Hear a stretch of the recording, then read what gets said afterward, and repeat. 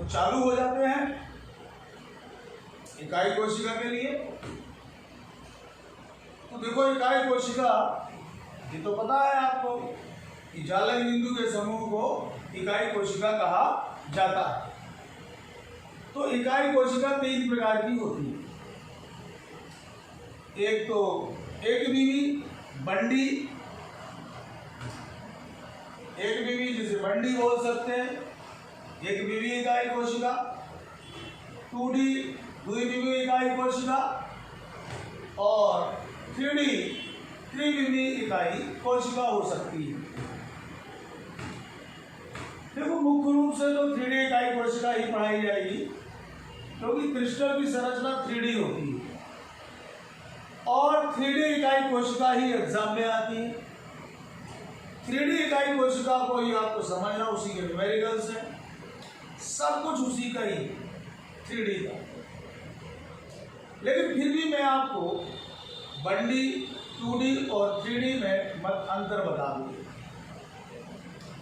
ऐसी कोई बंडी की परिभाषा बता रहा, ऐसी कोई इकाई कोशिका जिसे समझाने के लिए केवल एक ही पैरामीटर की जरूरत पड़े, एक ही पैरामीटर की, माने एक ही पैमाने की जरूरत पड़े। जैसे कैसे, जैसे कि आप ऐसे ऐसे गोले रख दो, निष्क्रिय जालक बिंदु रख दिए और इनके केंद्र को आप मिलाओगे तो ये एक ही आपको भुजा की या अक्ष की जरूरत पड़ेगी इसे समझाने के लिए। आप इसके ऊपर नहीं रख सकते, इसके नीचे नहीं रख सकते, इसके इधर नहीं रख सकते, तो नहीं तो वो 2D 3D हो जाएगी। एक लाइन से आप अरेंज कर दो, गोले बना दो, तो आपको केवल एक ही भुजा या अक्ष की जरूरत पड़ेगी। दो केंद्रों को मिला दिया तो ये हो गया पॉइंट। तो ऐसी इकाई कोशिका को बंडी इकाई कोशिका कहते हैं। ये इकाई कोशिका ऐसी है, बस केवल बिंदुओं को मिला दिया जाए एक लाइन से या जालक बिंदुओं को, तो वो बंडी इकाई कोशिका कहलाएगी। कोई इसका मतलब नहीं है ऐसी इकाई कोशिका बोर्ड पे बन सकती है, लेकिन हकीकत में इकाई कोशिका 3D ही होती है। अब 2D पे आ जाती है। देखो बंडी हो गई, बंडी की परिभाषा आप कैसे याद करोगे? एक पैरामीटर की जरूरत पड़ती है। आप पैरामीटर लिखो ना, पैरामीटर, ठीक है, या मापन की, मतलब एक पैरामीटर। अब 2D इकाई कोशिका क्या होती है, जिसे समझाने के लिए 3 पैरामीटर की जरूरत पड़ती है। माने 2 आपको अक्ष चाहिए और एक अंतर अक्षी कोण चाहिए। कैसे देखो आप, जैसे 2D में यहाँ बोर्ड पे बनाता हूँ, आप ऐसे ऐसे एक सर्कल बना दो, मतलब ये जालक बिंदु है, इसके नीचे भी बना दो, ऊपर भी बना सकते हो। तो आप इन केंद्रों को आप मिलाइए और इनको मिलाओगे तो बेटा ये वर्ग सा बन जाएगा। ये वर्ग सा बन गया। अब आप इसको देखो, इसमें एक भुजा ये है और ये लंब वाली दूसरी भुजा है, और इन दोनों के बीच का कोण क्या है? थीटा। जैसे ये है तो ये भी उतनी बड़ी होगी, ये है तो ये भी होगी, तो इसलिए 2 ही भुजाओं की जरूरत पड़ती है। तो 2 भुजाएं वो एक कोण। ऐसी इकाई कोशिका जिसे समझाने के लिए ए बी और थीटा की जरूरत पड़ती है। ए और बी को अपन अक्ष बोल सकते हो, अंतःखंड भी बोल सकते हो, और थीटा माने कोण की जरूरत पड़ती है। तो ऐसी इकाई कोशिका को द्विबीवी इकाई कोशिका कहा जाता है।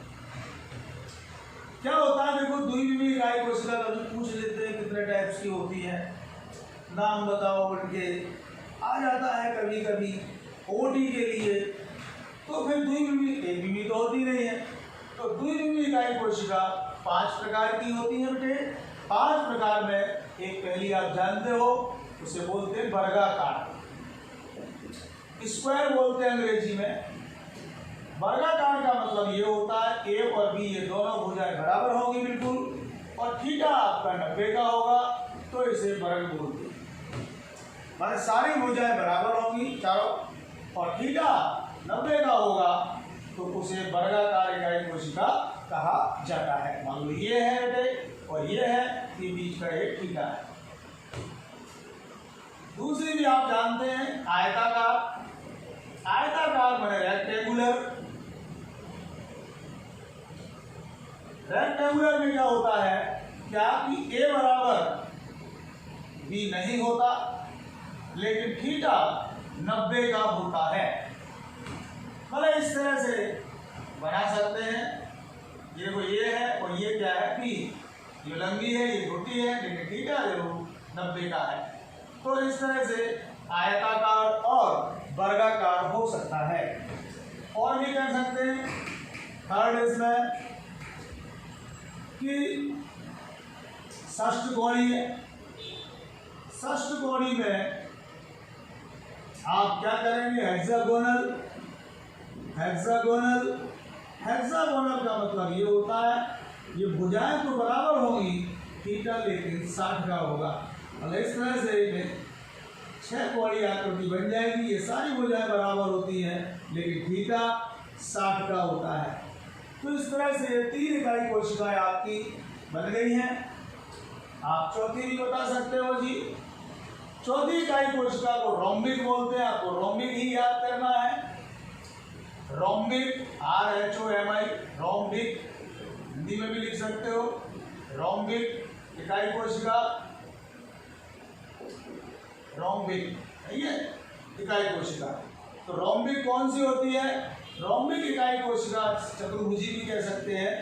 वो होती है इसमें देखो, पहली हो गई आपकी वर्गाकार, दूसरी हो गई आपकी कौन सी आयताकार, तीसरी हो गई वो षष्ठकोणी, और जो चौथी कर रहे हैं कौन, रोम्बिक कर रहे हैं।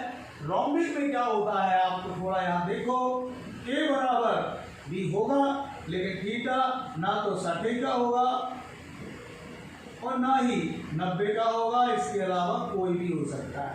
तो ऐसी इकाई कोशिका को रोम्बिक इकाई कोशिका कहते हैं। Rhombic, RHOMIC। इसके बाद एक और है लास्ट, चौकोर कह सकते हो या पैरेललोग्राम, नहीं है तो चौकोर या पैरेललोग्राम।